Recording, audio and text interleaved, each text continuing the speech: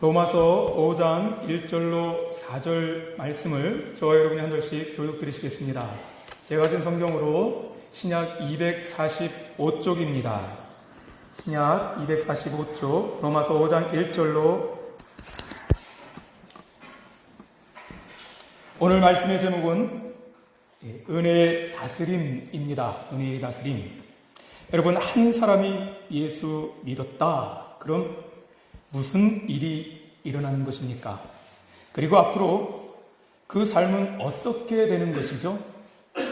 이 구원의 전 과정, 구원 프로세스에 관한 이 총체적인 질문이라 할 수 있는데요. 여러분 궁금하시지 않습니까? 한 사람이 예수 믿었다 할 때 그 앞날의 삶은 어떻게 요약되고 어떻게 끝나느냐 말이죠. 구원의 전모가 궁금한 것이죠. 구원 사건이라면 예수 사건이요.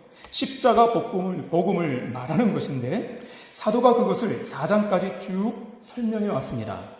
4장까지요. 복음에 대해서, 구원 얻음에 대해서 쭉 설명해 왔습니다. 이제 결론적으로 구원 받았으니 구원 이유를 전망하면서 어떻게 살자, 이렇게 살자라고 하는 것이 5장입니다.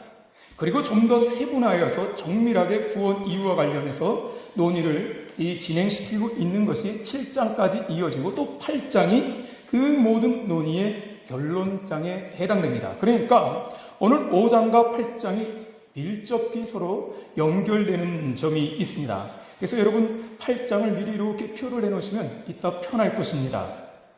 자, 그러므로 오늘 본문을 통해서, 오늘 5장 본문을 통해서 구원 전 과정을 살필 수 있는데 한 사람이 예수 믿음에 동참한 그 이후의 삶이 어떻게 되는 것인가, 그 대략적인 내용을 들을 수 있다라고 하는 것입니다. 여러분, 우리는 모르지만 하나님은 여러분들의 끝을 다 알고 계세요. 할렐루야. 여러분 끝이 기대가 되지요. 오늘 그 끝과 관련해서 오늘 말씀을 좀 듣도록 하겠습니다. 여러분, 오늘 본문 4절까지 읽었지만 핵심절은 2절에 있습니다. 우리 2절을 같이 한번 읽으시지요. 2절입니다. 또한 그로 말미암아 우리가 믿음으로 서 있는 이 은혜에 들어감을 얻었으며 하나님의 영광을 바라고 즐거워하느니라. 아멘. 구원은 믿음으로 얻지요. 이신칭이 1절에서처럼 믿음으로써 의롭다 칭함을 받는 것입니다. 그래서 믿음 생활이 이제 시작되는 것이지요. 믿음의 여정에 위로부터 부어지는 은혜가 있다고 합니다. 그래서 은혜의 대로, 은혜의 고속도로가 활짝 열립니다. 그 은혜의 고속도로를 따라 정착역인 하나님의 영광에 당도한다. 이것이 구원적인 삶, 그 모든 삶을 총체적으로 설명하고 있는 것입니다.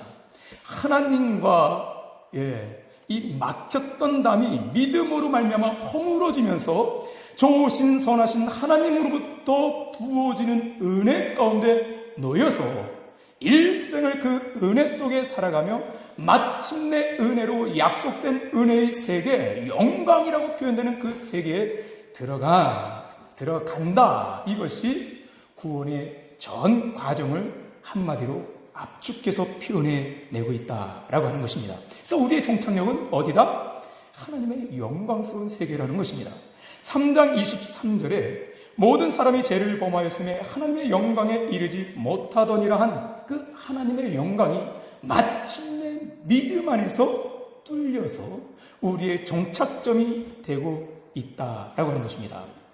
여기 2절에서 우리가 유심히 볼 것은 뼈대입니다. 프레임이라는 말을 요즘 많이 쓰는데 뼈대. 믿음, 은혜, 영광. 믿음에서 시작 은혜로 행진하다 영광에 이르는 것. 이것이 믿음의 길, 신앙생활의 전 과정이요 단계다. 그래서 신앙생활의 전 과정을 압축해 놓은 것이 믿음, 은혜, 영광. 이 세 낱말로 요약된다라고 하는 것입니다. 여러분, 이것을 다윗 버전으로 한번 바꿔보겠습니다. 익숙할 것입니다. 내 평생의 선하심과 인자하심이 정녕 나를 따르리니. 뭐가 따라요? 은혜가 따른단 말이죠. 내가 여호와의 집에 여호와의 영광에 영원히 살리로다. 많이 들어보셨죠? 시편 23편 6절의 말씀입니다. 이 말씀을 요약해서 세 낱말로 압축하면 믿음, 은혜, 영광이요. 이것을 좀 말로 풀으면 바로 이것입니다. 내 평생의 선하신가 인자하심이 반드시 나를 따르니 내가 여호와의 집에 영원히 살리로다. 이 말과 이 말이 같은 것을 아실 수 있기를 바랍니다. 여러분, 구약과 신약이 다르지 않듯 구약 백성이나 신약 백성이나 교회나 모두 믿음에 따르는 구원 프로세스의 과정 안에 있다. 그것이 은혜 아래에 있다라고 하는 것입니다. 그 누구도 이 테두리, 이 주권적으로 부어지는 이 은혜의 영향 안에서 벗어나 있을 수가 없다. 신앙, 누가 믿음 안에 들어왔다면 누구든지를 막론하고 이 안에서의 삶이다 라고 하는 것입니다. 그래서 오늘 제목이 은혜의 다스림이라고 하는 것이지요. 이 믿음의 길에 나타난 이 특성은 은혜의 다스림에 의해 진행되는 하나님의 구원 프로세스다라고 하는 것입니다. 여러분, 2절에 그래서 2절에 예수 믿어 은혜에 들어감을 얻었으며 라고 하고 있는 거예요. 우리가 믿음으로 서 있는, 믿음으로 이 은혜에 들어감을 얻었으며 하나님의 영광을 바라고 즐거워하느니라. 은혜에 들어감을 얻어서 은혜의 다스림과 지배 아래 우리의 지금 하루하루 한평생의 삶이 시작되고 있다라고 하는 것입니다. 사도는 좀 더 이것을 어떤 신학적으로 좀 유식하게 표현하기를 원했습니다. 당시 이제 로마 교회 유대인들을 주 대상으로 쓰여진 로마서다 보니까 유대인들이 익숙히 아는 언어적 개념을 통해서 요 진리를 살짝 또 옮겨 놓았습니다. 그것이 8장 29절 30절입니다. 그것을 한번 찾아보겠습니다. 8장 29절 30절. 자, 한번 같이 읽어볼까요? 굉장히 중요한 말씀인데, 자, 같이 읽겠습니다. 시작. 하나님이 미리 아신 자들을 또한 그 아들의 형상을 본받게 하기 위하여 미리 정하셨으니 이는 그로 많은 형제 중에서 맏아들이 되게 하려 하심이니라. 또 미리 정하신 그들을 또한 부르시고 부르신 그들을 또한 의롭다 하시고 의롭다 하신 그들을 또한 영화롭게 하셨느니라. 아멘. 여러분, 신학자들은 여기서 구원의 서정, 구원에 이르는 순차적 과정을 도식화하고 있는 것으로 봅니다. 미리 아신 자들이 있대요. 누가? 하나님이 미리 아신 자들이 있대요. 여기서부터 구원 프로세스가 시작되고 있는 거예요. 미리 아신 자들이 있대요. 그리고 그들을 또 미리 정하셨대요. 예정하신 것이지요. 예정이란 말 들어보셨죠? 예정하셨습니다. 그리고 부르셨다고 하는 것입니다. 소명이라고 그러죠. 소명. 그래서 부르심. 그리고 의롭다 하셨답니다. 이 칭의, 이 단계가 있고, 그리고 최종적으로 영화의 단계가 기록되어져 있습니다.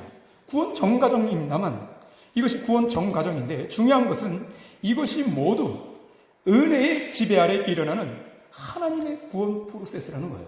하나님 주권적 은혜의 부어짐으로 일어나는, 그래서 이 프로세스의 과정이 진행되는 것은 우리가 굴리는 것이 아니에요. 우리가 어떻게 하는 것이 아닙니다. 그냥 은혜로 굴러가게 되는 거예요. 믿었다 하면, 믿음 안에 들어오면 저절로 굴러가는 거예요. 하나님의 은혜에 의해서 저절로 굴러가 마침내 완성되는 게 하나님의 영광, 영화라고 하는 것입니다. 그래서 짧게 표현하면 믿음, 은혜, 영광이다 라고 표현한 것이고, 이렇게 좀 살을 붙여서는 이 예지, 예정 하는데, 예정, 그리고 부르심, 칭의, 영화, 이렇게 사도는 또 좀 더 풀어서 표현을 했습니다. 여기에는 나의 공로라 할 것이 조금 더 개입되지 않습니다. 그냥 은혜만 있고 그 은혜에 의해 되어지는 과정이다 라고 하는 것이죠. 그래서 우리가 너희가 그 은혜를 인하여 믿음으로 말미암아 무엇을 얻었다? 구원을 얻었나니 이것이 너희에게서 난 것이 아니고 하나님의 선물이라는 거예요. 행위에서 난 것이 아니라는 거예요. 율법 행위에 따른 것이 아니라는 것이에요. 누구든지 자랑치 못하게 하려고 하나님께서 그냥 은혜로 부어주셔서 하나님의 선물처럼 여겨지도록 하셨다라고 하는 것입니다. 그래서 믿음 안에 들어오는 일이 이렇게 중요한 거예요. 믿음 안에 들어와 거하는 것이 이렇게 중요한 거예요. 왜요? 마침 결과는 다 하나님의 영광으로 종착 귀결되어지기 때문에, 종착지가 거기 있기 때문에 믿음은 이렇게 중요한 거예요. 할렐루야. 우리가 그래서 믿음 안에 구원의 확신도 가져보게 되는 줄 믿습니다. 할렐루야. 구원은 전혀 우리의 공로가 조금도 개입되지 않는 것이고, 그래서 율법적 행위에 따른 어떤 한 행동 그게 쌓여서 공로적으로 구원에 이르는 것, 그것이 아닌 하나님의 은혜의 공작에 의해 주어지는 선물, 이것을 확신해 볼 수 있기를 바랍니다. 할렐루야. 이런 구원의 확신을 가지고 사는 하나님의 자녀와 그렇지 아니하는 성도는 많은 차이가 있겠지요. 그래서 오늘 말씀을 살펴보는 것입니다. 저는 이 은혜의 정과정과 관련해서 이제 두 가지를 살펴보는데, 이 구원의 확신과 관련해서 이 대단히 중요한 측면이 있습니다. 첫 번째, 여러분, 이 구원 서정 어디서부터 출발했다고요? 하나님께는 미리 아신 자들이 있다는 거예요. 미리 아신 자들이 누구일까요? 하나님이 미리 아신 자들이 누구일까요? 첫 단추가 중요한 것 아니겠습니까? 내가 암만 그 위에 서서 어떤 단계에서 어떤 단계의 어떤 결실과 열심을 냈다 할지라도 첫 단추가 하나님이 미리 하신 자녀가 아닌가요? 하면은 구원의 확신을 우리는 가져볼 수 없는 것이죠. 계속 고민하고 갈등하고 때로 불안해하지 않겠느냐라고 하는 것입니다. 구원의 확신과 관해서 이 미리 하신 자들이 누구인가를 우리가 살펴보는 것은 대단히 의미 있고 중요하다라고 하는 것입니다. 두 번째는, 여러분, 마지막 단계에서 칭의와 영화를 말씀했는데, 칭의는 예수 믿음의 첫 출발 아니겠어요? 예수 믿음으로 칭의, 의롭다심을 얻는 것 아니에요. 그리고 영화, 주의 재림 때까지는 많은 시차가 있는 거예요. 그래서 여러분 10년, 20년, 30년을 신앙생활을 했지만 아직 영화에, 주님의 재림에 아직 도달치 못한 것 아니겠습니까? 많은 긴 세월이 있다라고 하는 거예요. 그러니까 그 사이에 어떤 일이 어떻게 일어날지 아느냐. 내가 지금은 이렇게 번듯해서 주일날 형편도 내서 교회에 나오지만 또 어떤 일이 벌어져서 어떻게 될 줄을 아느냐. 내가 그때도 믿노라, 이거 확신할 수 없다. 그렇다면 구원의 확신을 가질 수 없는 것 아니냐. 이러한 의문의 의문이 꼬리를 물고 일어날 수밖에 없는 것이죠. 그래서 이 두 문제를 반드시 우리가 거쳐 확신하는 믿음 가운데 구원의 확신을 가지고 살아가는 저와 여러분이 되어야 되겠다. 이해하실 수 있겠습니까? 여러분, 첫째, 미리 하신 자들은 누구인가요? 미리 하신 자들은 누구입니까? 하나님이 미리 하신 자들이라 할 때 오해가 매우 큰 것 같습니다. 여러 사람을 일렬로 쭉 세워놓고요, 그리고 전지전능한 시험관이 자기 취향에 맞을 것 같은 사람을 무작위로 뽑아내는 것 같은 오해를 한단 말이죠. 그러나 이것은 착각이에요. 그렇게 생각해서 일부에서는 하나님을 무시무시한 빅브라더, 아주 독재자, 무슨 사랑의 하나님이 저래, 심지어 이렇게까지 얘기하면서 믿음을 조롱하는 사람들도 꽤나 있다라고 하는 거죠. 이것은 오해에서 비롯된 착각이다. 여러분들은 어떻게 생각할지는 모르겠습니다. 여러분, 이것이 마치 그런 것이라면 이것은 생과사를 가름하잖아요. 영원한 처소를 가름하는 일에 여러분, 하나님이 그냥 무작위로 추출한다, 이 강할 공포스러운 존재자라는 얘기죠. 악한 독재자처럼 여겨지는 것 아니겠습니까? 그런 인식은 그래서 성경적으로 맞지 않는 인식이다. 그래서 성경에 무엇을 말하고 있는가? 그래서 우리는 또 성경으로 돌아가야 돼요. 자, 6절을 보시기 바랍니다. 오늘 4절까지 읽었지만은 6절, 8절, 10절을 쭉 보시면은 이렇게 되어 있어요. 6절에 우리가 아직 연약할 때, 8절에는 우리가 아직 죄인 되었을 때, 10절에 우리가 원수 되었을 때. 여러분, 하나님께서 뭘 보고 뭘 아셨다라고 합니까? 하나님이 아신 것은 무엇이에요? 세 번이나 거듭하여 강조하는 것은 세상에 누구도 스스로 완전하거나 의롭거나 하나님과 친구될 만한 선한 사람이 없다, 같이 할 수 없는 종자인 것을 아셨다는 거죠. 할 수 없는 죄인인 것을 아셨다는 거예요. 만물보다 심히 더 부패하고 더러운 것이 우리 마음인 것을 아셨다. 그래서 내가 요거는 참고 기회를 줄게. 내가 또 기회를 줄게. 이 영령이 기회를 주고 기회를 줘도 할 수 없다. 하나님이 말하시는 선한 열매에 이를 수 없는 그러한 우리 그 존재 자체가 안 된다는 거죠. 이걸 아셨다라고 하는 것이지요. 그래서요, 모든 사람이 죄를 범하였음에 라고 하는 거예요. 그래서 하나님의 영광이 이르지 못한다. 기회의 문제가 아니에요. 기회의 문제가 아니라 아예 글러버린 거예요. 이해하실 수 있겠죠? 이것을 사람은 그렇게 판단하고 평가 못하나 하나님은 우리를 만드신 분이기에 그렇게 적합하게 정확하게 진단, 평가, 판단해 내셨다라고 하는 거죠. 여러분, 이것이 놀라운 것 아니겠습니까? 그래서요, 하나님이 우리를 정확히 판단하셨으니까 버리셨나요? 버리셨어요? 내버리신 것이 아니죠. 버리신 것이 아니에요. 이것이 은혜지 않습니까?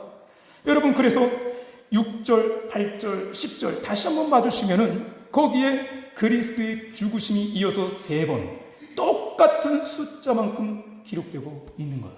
예수 그리스도께서 죽으셨다라고 하는 거예요.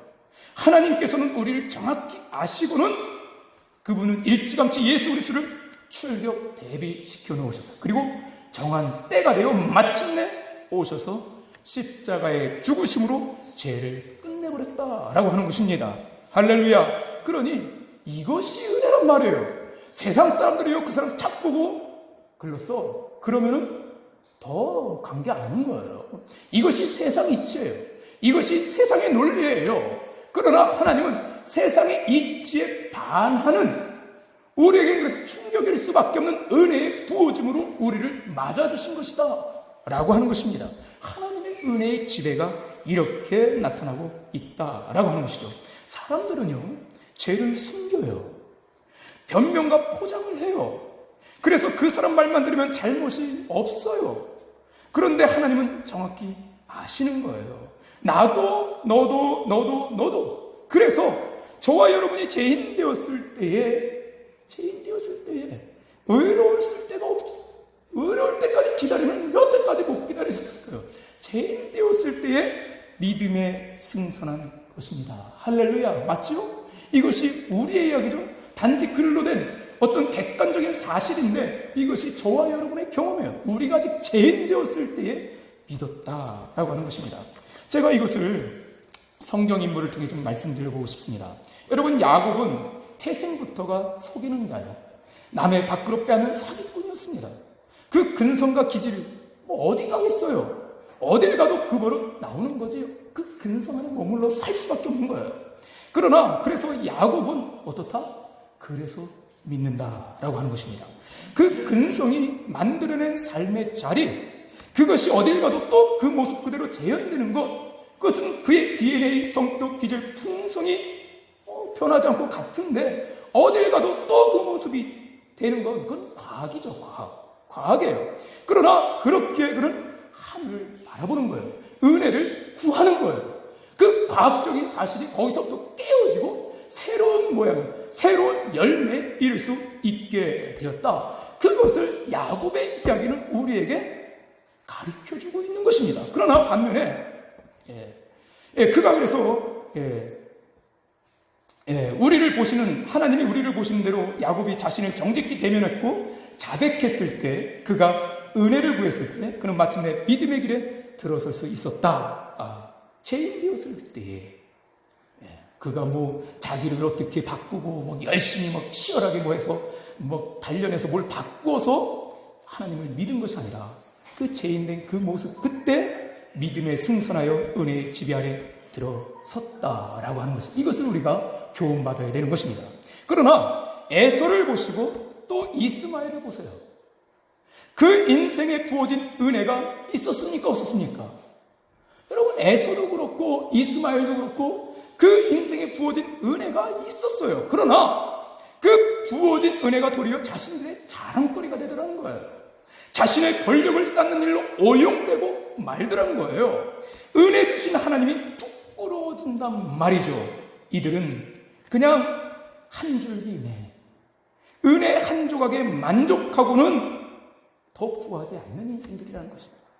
그저 자신의 왕국 안에 정욕을 따라 살기를 기뻐한 그러한 인생들이었다. 그렇기 때문에 여러분, 그 구원은 이렇게 갈리고 있는 거예요.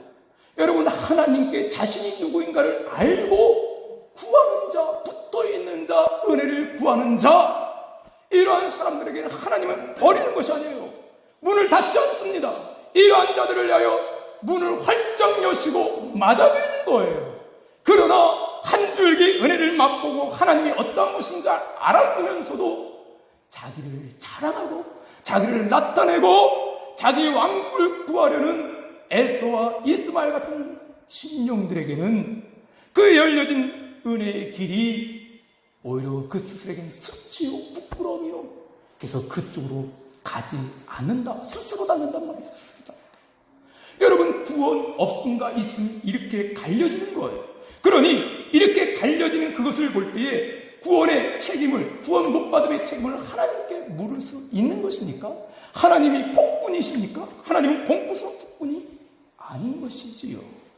자격 없는 자에게 베풀어진 그 은혜가 얼마나 큰 것이냐 말이죠. 은혜를 구하는 자에게 절대 거절치 않으시는 하나님이시다 말입니다.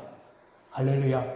그래서 은혜의 지배 아래, 은혜의 다스림 안에 서 있는 것, 그것이 이렇게 중요하다. 그 은혜로 말미암아 그 인생은 여러분 절로 자기가 뭘 이렇게 만들고 꾸미고 갖고서가 아니라 절로 어떻게 돼요? 영광 영화에 도달하는 하나님의 역사가 있단 말입니다. 할렐루야. 그것이 저와 우리에게 있어서, 그래서 은혜를 오늘도 사모하고 구하는 저와 여러분이기에 구원을 확신해도 된답니다. 구원을 확신할 수 있게 되기를 바랍니다. 나는 하나님의 자녀야 라고 이렇게 자신 있게 또 표현하실 수 있게 되기를 바랍니다. 하나님은 우리의 아버지 그 소리 듣기를 매우 기뻐하신다라고 하는 거예요. 할렐루야. 여러분, 하나님이 미리 아셨다라는 것은 그냥 무작위로 누군가를 이렇게 하고 뭐 했다는 것이 아닙니다. 그게 구원받을 종자가 있고 구원받지 못할 종자가 있다, 그것이 아니고 우리가 다 스스로 구원에 이를 수 없는 죄의 종자인 것을 알았다. 그리고 예수 그리스도를 예배해 놓으셨다. 그래서 은혜의 마음문을 열기만 하면 하나님이 나를 휘감아서, 하나님이 나를 취하여서 그냥 이끌어 가시는 거야. 할렐루야, 할렐루야. 그러니 구원이라는 것, 이것이 얼마나 은혜의 선물인가라는 것입니다. 할렐루야. 이것을 생각하면 얼마나 기쁨이 되는 거예요. 위로가 되는 거예요. 그래서 2절과 11절을 보시면은 5장 2절과 11절을 보시면 끝에 즐거워하느니라고 되어져 있어요. 이 즐거워한다고 했는데 사실은 자랑한다고 해야 맞습니다. 원래 원문은 자랑한다예요. 그래서 바울처럼 우리도 자랑할 수 있기를 바랍니다. 내가 복음을 부끄러워하지 아니하는 이 복음은 모든 믿는 자에게 구원을 주시는 하나님의 능력이 됨이라. 할렐루야. 자랑하시는 저와 여러분 되시고, 그리고 구원을 자랑하실 수 있는 저와 여러분 되시고, 하나님의 자녀의 것을 또 자랑하실 수 있는 저와 여러분 되실 수 있게 되기를 바랍니다. 둘째, 칭의와 영화 사이에, 그 사이는 실상 긴 시간인데 너무 단순화시켜 얘기하는 것 아닌가. 여러분, 우리는 이 고통 중에 이 칭의와 예수님 재림 사이에, 그래서 이 신앙생활의 전 기간에 이 고통, 고난이라고 할 만한 시간들은 얼마나 많습니까? 이 문제들이 얼마나 많아요. 그래서 이렇게 단순화시켜서 얘기할 수, 내가 내일의 삶을, 내일의 나를 보장할 수 없다, 확신할 수 없다, 이럴 때가 얼마나 많은 것입니다. 절망과 낙심할 때가 그래서 왜 없는 것입니까? 그래서 우리는 칭의와 영화 사이를 좀 더 살피고 들어가야 합니다. 여러분, 그 기간이 결코 녹록지 아니한 시간인 것을 바울도 하나님도 잘 아시죠. 그래서 8장 17절에 보면은 자녀이면 또한 상속자 곧 하나님의 상속자요 그리스도와 함께 상속자니 우리가 그와 함께 영광을 받기 위하여 고난도 함께 받아야 할 것이니라, 이렇게 되어 있습니다. 상속자를 말하면서 고난도 받아야 된다 이렇게 말하고 있는 것입니다. 여기 자녀가 상속자라고 여러분 도대체 몇 번을 주장했습니까? 한 문장에 무려 3번이나 상속자됨을 말씀하고요. 이 3번씩이나 거듭거듭 말씀하는 이유는 이것은 고난의 문제 때문에 그래요. 고난이 많이 있으면은 회의할 수밖에 없어. 믿어도 될 수 없네. 낙담에 빠져들 수밖에 없다는 거예요. 구원의 확신은커녕 내일 어떻게 될지 몰라. 나 내일 믿는다고 말할 수 없어. 내일 교회 안 나올 수도 있어. 이렇게 말할 수 있는 우리이기 때문에 3번을 거듭거듭 너 상속자야 이 얘기를 하는 거예요. 무슨 얘기입니까? 고난에 속지 말라는 거예요. 그래서 경계시키는 거예요. 힘든 세상살이에 힘든 세파에 속지 말라. 그렇게 힘든 삶이지만 너희는 이 세상을 물려받을 상속자야. 하나님이 온 세상의 주인이신데 그 자녀들이 온 세상을 가질 것 아니냐 이 얘기예요. 아무리 고통과 어려움이 있다 할지라도 이것을 절대 의심하지 마. 상속자야. 그러니까 제발 그 자존심 좀 세우고 살자.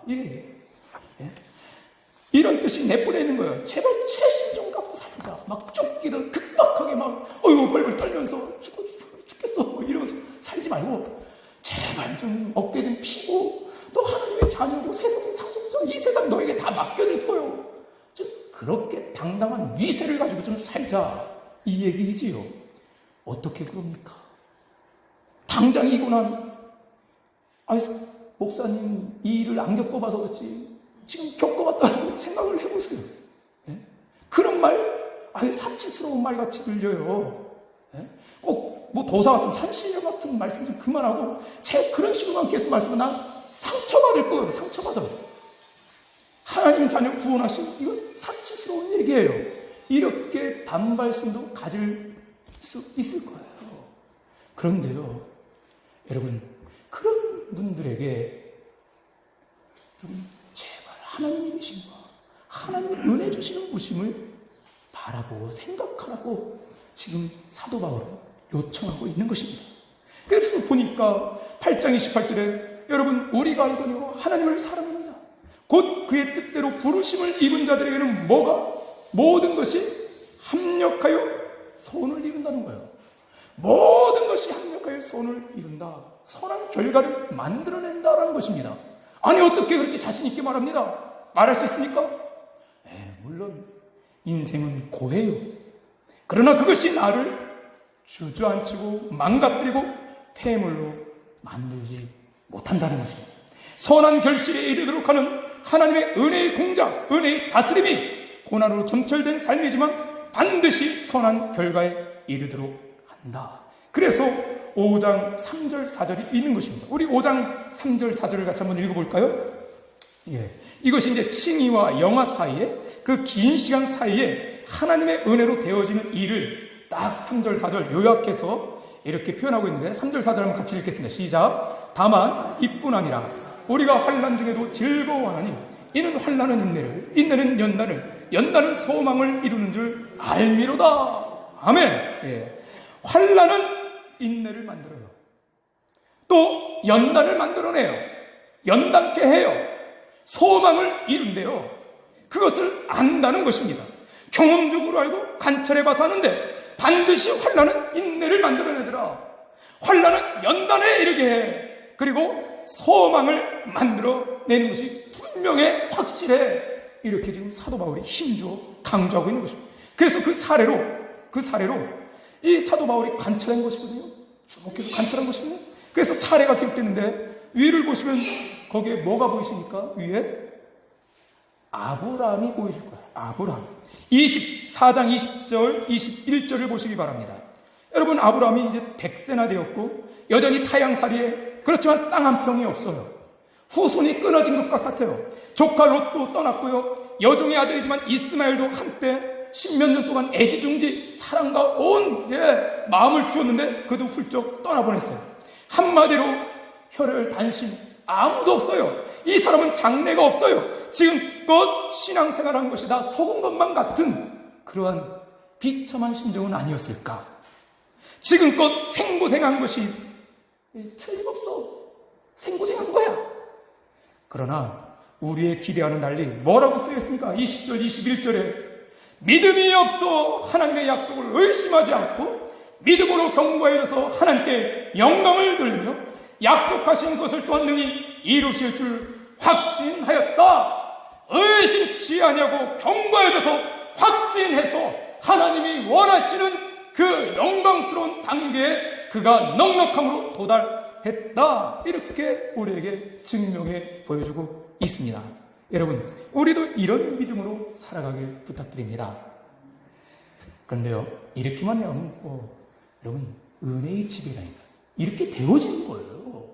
내가 살자 살고 각오를 새롭게 다지고 해서 되는 것이 아니라, 이러한 경건 믿음에 이렇게 서는 것이 아니라 은혜의 공작으로 이렇게 되어진다는 거예요. 되어지는 거예요, 여러분. 되어지는 거예요. 그래서 아브라함의 일생을 자세히 조사해 보면 그가 대단해서 이런 믿음으로 나타난 것이 아닌 것을 우리는 알 수 있습니다. 어떤 의미에선 그 사람 나사 빠진 이 사람 같은 구석도 많이 있어요. 허점이 많이 있어요.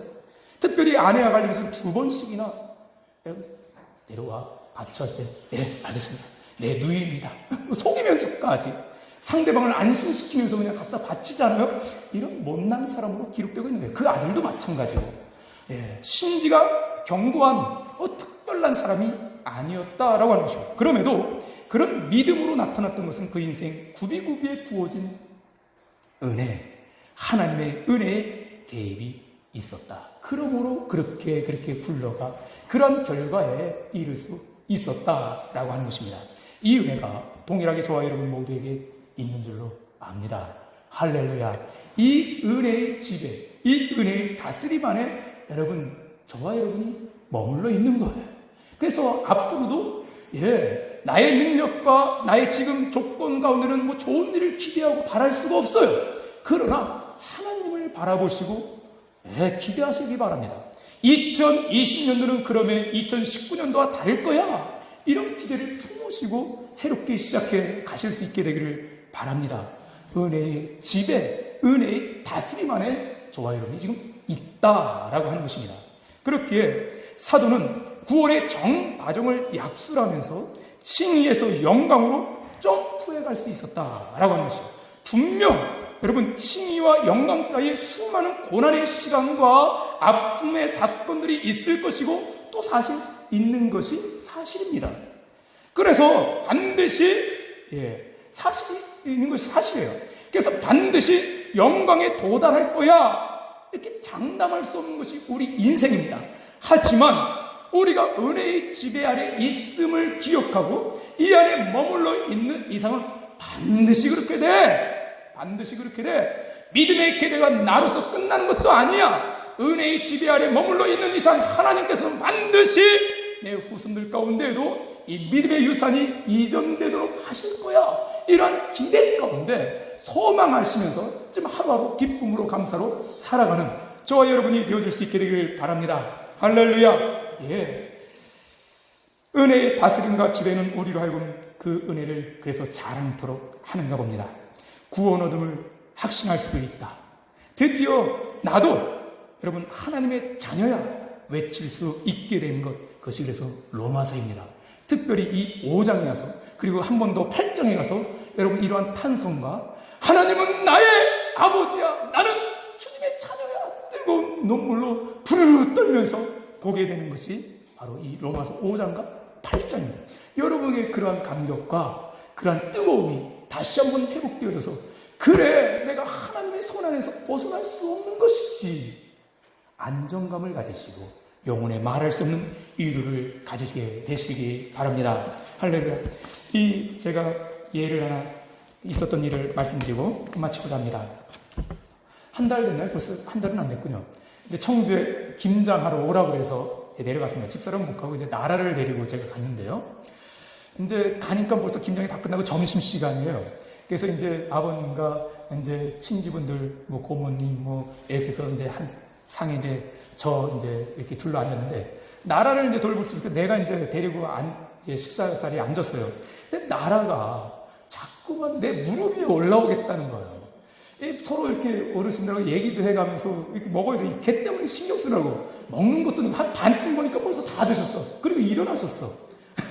그리고는 이제 어머니, 뭐 형수님, 뭐 조카들 와서 쭉 앉았는데, 이제 조카들이 들어와서 이제 형수님하고 이제 나라를 이렇게 이쁘다 이게 이제 마음이 풀어졌는지, 그때서야 이제 내 무릎에서 옆으로 앉으면서 아빠가 빙긋이 웃으면서 이렇게 하는 거예요. 손가락을 이렇게. 뭔가 봤더니 내 글쎄 발을 뒤꿈치가 아주 보기 흉하게 그냥 푹 찢어진 거예요. 발 뒤꿈치가 나온 거예요.